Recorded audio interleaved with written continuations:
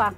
O Brasil tem 420 crianças com microcefalia provocada pelo vírus Zika e outros 1.739 por outras infecções. O país enfrenta o desafio de garantir assistência a esses bebês e se preparar para o provável aumento de casos neste verão, época em que maior temperatura e umidade criam um clima ideal para o vetor do Zika, o mosquito Aedes aegypti. Tudo isso em um cenário de crise econômica e falta de recursos em governos municipais, estaduais e federal.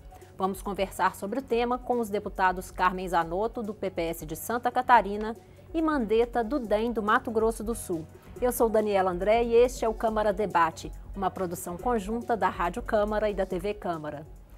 Olá, deputados, bem-vindos. Tudo bom, Daniela? Obrigada pela oportunidade. Deputada Carmen Zanotto, qual o prognóstico para essas crianças que já foi detectado que estão com microcefalia, parte delas provocada pela Zika na gravidez, outra por outras infecções, e o que está por vir aí nos próximos meses?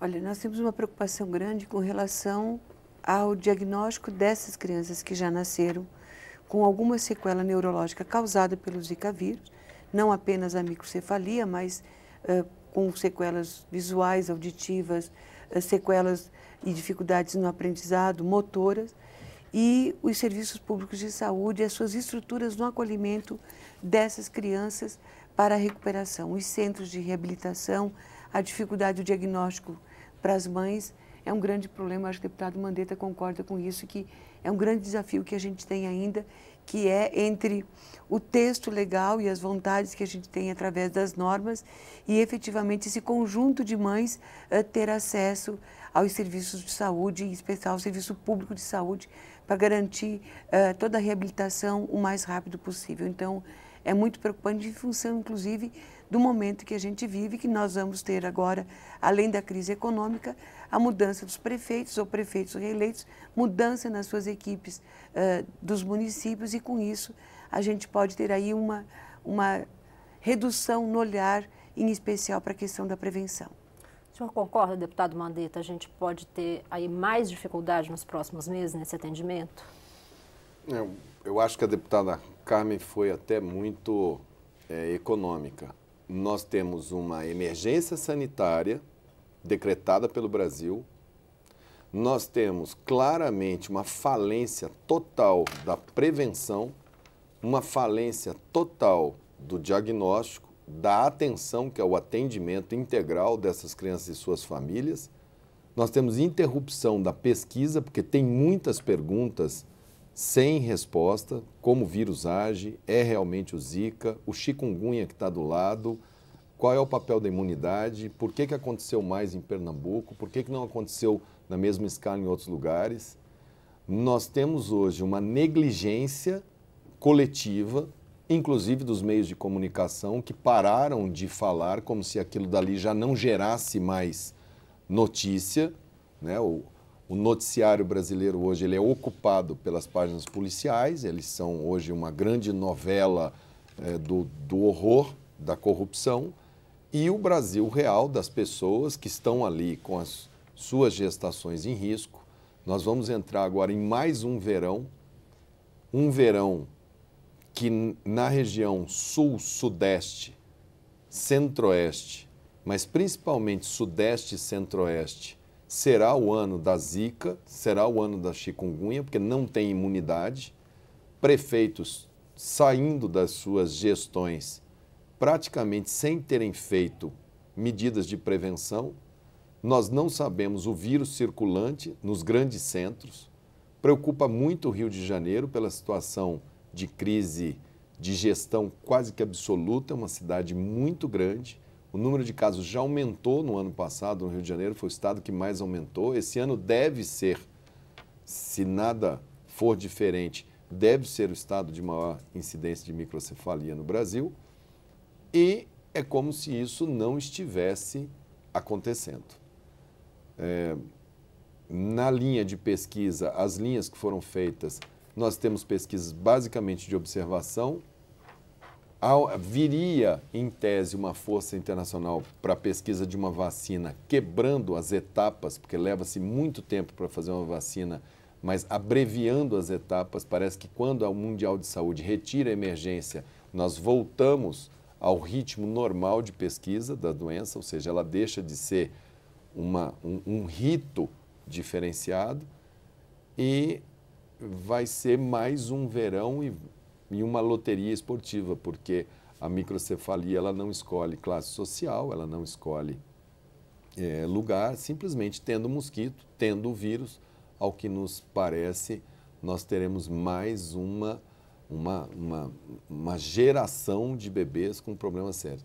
Quando o diagnóstico é feito da microcefalia, ele é muito visual, ele é feito rápido. E aqueles que são formas leves?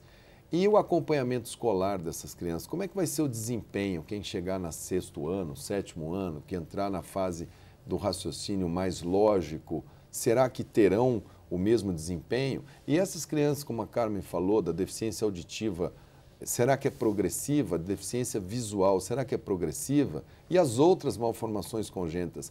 Nós demos um alarme, gritamos e na hora de irmos, nós nos recolhemos. Deputada Carmen Zanotto, nesse cenário de tantos problemas, quais devem ser as prioridades? Por onde começar? Primeiro que a gente tem hoje um instrumento legal, que é a Lei 13.301, que é fruto da medida provisória 712, que avançou em algumas questões. Nós não podemos abandonar a questão do combate ao foco, então nós, enquanto cidadãos, precisamos fazer a nossa tarefa domiciliar, que é olhar o nosso quintal de casa, o poder público, cuidar do seu quintal, do patrimônio público, que também tem focos do mosquito, as autoridades sanitárias, através dos nossos agentes da saúde pública, em especial da dengue, poder entrar nos domicílios, que agora a legislação permite. Então, nós temos que cumprir com algumas coisas que hoje tem como você entrar num terreno abandonado, você tem como entrar num domicílio. O governo federal, o ministro anunciou na última semana, né, deputado Mandetta, a questão da ampliação de recursos para os exames de ultrassonografia, porque hoje as gestantes têm ao 3º mês de gestação, teria direito a mais um no 7º mês. Mas aí eu pergunto, todas as gestantes conseguem fazer o seu ultrassom durante essa gestação? Não. Essas gestantes vão conseguir ter acesso aos 2 exames, mesmo o Ministério da Saúde tendo ampliado os recursos para este fim? Então, a questão da prevenção nós precisamos manter, e todos nós precisamos cobrar e trabalhar junto com as esferas de governo, em especial os governos municipais que estão mudando as suas equipes, que estão assumindo que eles não percam o olhar para o combate, que eles não demitam os seus agentes da dengue, porque senão o que a gente poderá ter? E nós sabemos que as prefeituras não têm recurso financeiro, elas deveriam estar aplicando em torno de 15%, são quem mais estão aplicando na saúde, 24%, e aí vem minha grande preocupação de como é que a gente faz o enfrentamento de algumas questões, como a questão da pesquisa, que é fundamental. Por que nós não temos mais pesquisa? E as médicas que foram as que descobriram, que fizeram os primeiros diagnósticos, elas mostram a dificuldade que elas têm no acesso aos recursos para pesquisa. Então, nós temos prevenção, diagnóstico precoce, estimulação precoce dessas crianças, acompanhamento dessas crianças, apoio a essas famílias, cumprimento também do que está na lei, porque essas gestantes que os bebês nascem com microcefalia ou alguma sequela causada pela microcefalia, a licença maternidade foi estendida de 4 para 6 meses, para que elas possam acompanhar os seus bebês nos primeiros meses de vida. E nós aqui do Parlamento retomar também as nossas atividades na comissão externa, que por um período a gente teve que parar em função do conjunto de atribuições que aconteceram, mas a gente também retomar nossas atividades, eu em especial com esse olhar que na comissão externa o deputado Mandetta ficou com toda a parte de pesquisa, eu fiquei mais com a parte da gestante e do acolhimento a essas crianças. Nós precisamos retomar esse assunto com muita serenidade, mas com muita firmeza, porque só uma família que tem um bebê com as sequelas, para saber do que nós estamos falando, gente. E as pessoas podem estar pensando, isso não vai acontecer no meu quintal. Isso só vai acontecer no quintal do vizinho, na casa do vizinho. E pode sim nós termos as sequelas em função do descuido na prevenção, do combate ao mosquito Aedes aegypti nos nossos domicílios, nas nossas famílias. Deputada, nessa questão de prevenção, o que é que cabe aos municípios, aos estados e à União? Os municípios, como nós já falamos, estão com dificuldade de recursos. Tem como a União assumir parte das obrigações? Na parte do combate aos criadouros, aos mosquitos, não, porque isso está bem definido. Isso faz parte da atenção básica e o Ministério da Saúde, através das pactuações que acontecem na Comissão Tripartite, já tem os repasses dos recursos financeiros alocados. O que os municípios não têm são os recursos necessários para fazer frente a todos os exames de diagnóstico. Por exemplo, nós vamos ter agora recursos para ultrassonografia. Mas como fica uma tomografia para uma criança? Como fica a equipe multidisciplinar, deputado Mandetta, é médico e é pediatra, né? Ortopedista pediátrico. Então, eu lido com crianças. Ele lida com criança. Então, ele sabe, e agora o Ministério, inclusive, ampliou a notificação. Saiu apenas de notificar as crianças que nascem com o perímetro cefálico reduzido, fora do padrão normal, e ampliou para crianças que tenham algum sinal de deficiência visual, deficiência auditiva, que não tenham movimentos ou dificuldade nos movimentos dos membros superiores e inferiores, e propõe o acompanhamento até 3 anos de idade. Isso é ótimo.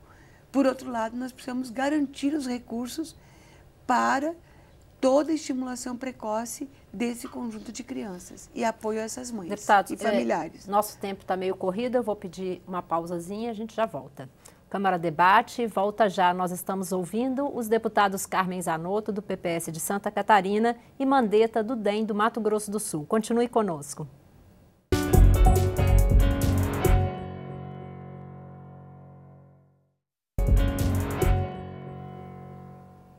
Câmara Debate está de volta. Hoje nós estamos conversando sobre atenção aos portadores de microcefalia com os deputados Carmen Zanotto, do PPS de Santa Catarina, e Mandetta, do DEM, do Mato Grosso do Sul. Deputado, antes do intervalo, o senhor ia dar a sua sugestão aí para tentar começar a organizar tanto esse panorama tão confuso. Bom, nós temos que partir do seguinte: nós já temos uma rede pequena, rudimentar, de reabilitação construída basicamente pelo terceiro setor. O exemplo maior é a APAI. A APAI, ela trabalha com crianças com deficiência e tem expertise, tem técnicos, tem psicólogos, tem equipe multidisciplinar, tem fisioterapeutas, tem médicos.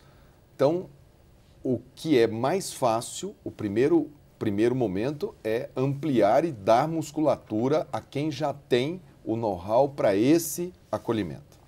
O segundo eixo, que é o eixo pesquisa, se nós estamos em emergência sanitária, significa que nós reconhecemos isso como alta gravidade à saúde de todos os brasileiros. A nossa principal estrutura de pesquisa é a Fiocruz. Nós temos institutos como Evandro Chagas, nós temos Butantan, nós temos grandes estruturas de laboratórios, de centros de pesquisa. É preciso priorizar a linha da pesquisa e colocar um objetivo na linha de pesquisa. O Brasil precisa, se isto é um problema que nós reconhecemos como um problema para as nossas crianças, com a gravidade que nós reconhecemos, nós não podemos esperar que a Alemanha, que o Reino Unido, que não tem essa doença, vá priorizar. Eles estão priorizando as doenças que são inerentes à sua realidade. Deputado, essas entidades, elas têm hoje condições de absorver essa demanda? Você diz do atendimento, do terceiro setor. Isso. Elas existem, elas estão lá. A capilaridade, a presença, por exemplo, da rede APAI no território nacional é muito grande. Você tem cidades, praticamente todas as grandes cidades, as cidades médias e muitas cidades pequenas, porque isso foi uma coisa que a sociedade se apropriou lá atrás com a Associação de Pais e Amigos dos Excepcionais, a Rede Pestalozzi, enfim, e várias redes que trabalham na época em que a política era uma política de exclusão, que as famílias tinham que se resolver sozinha com as crianças com deficiência, as famílias se reuniram, o Estado era ausente e eles montaram.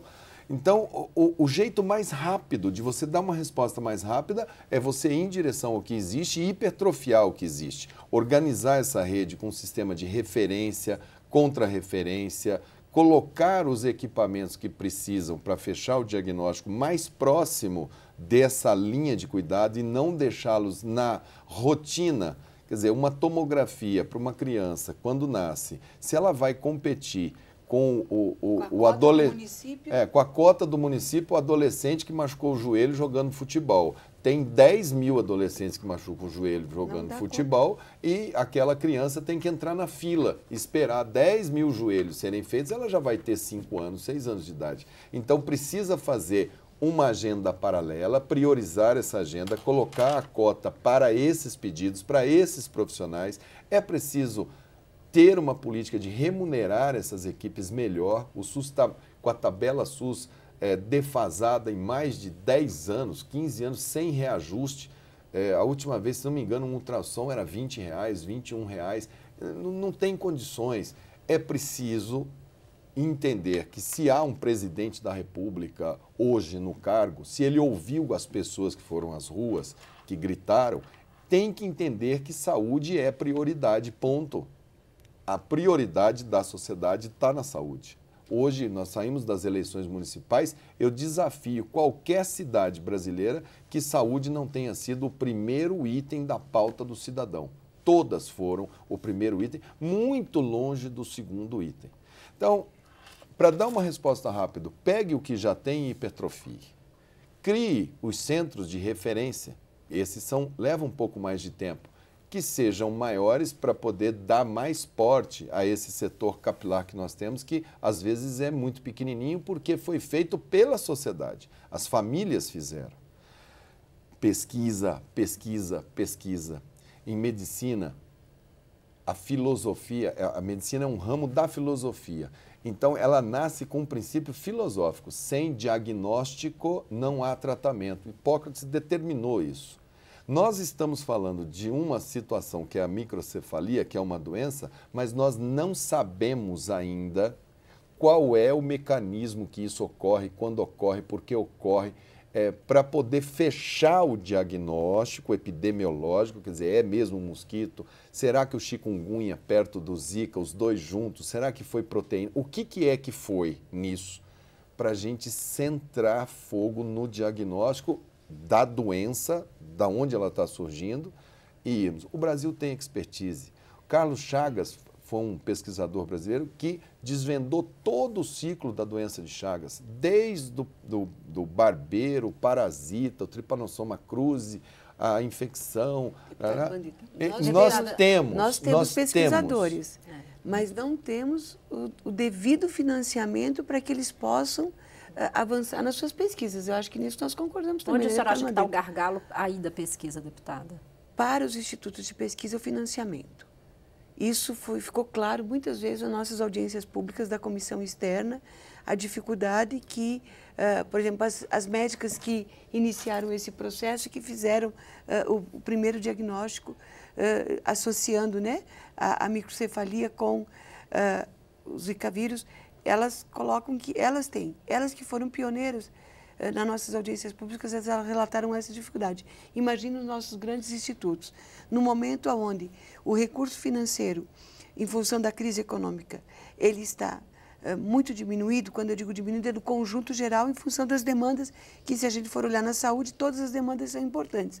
Mas este olhar específico que nós precisamos ter com relação a essa situação de emergência sanitária nacional, que não foi retirada, e não ter sido retirada, como a Organização Mundial de Saúde retirou a emergência sanitária internacional, é importante, porque mantém a vigilância, mantém o alerta, mas aí a gente precisa fortalecer os pesquisadores nacionais, dando condições a eles de avançarem.